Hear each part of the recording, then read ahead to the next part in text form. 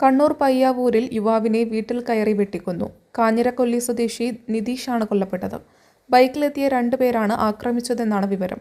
നിതീഷിന്റെ ഭാര്യ ശ്രുതിക്ക് പരിക്കേറ്റു. കൊല്ലപ്പണിക്കാരനാണ് നിതീഷ്. ആക്രമിച്ചത് ആരെന്ന് വ്യക്തമായിട്ടില്ലെന്ന് പോലീസ് പറയുന്നു. News desk media times. അക്കരയുടെ പൈതൃകം, ഇക്കരയുടെ കൗതുകം.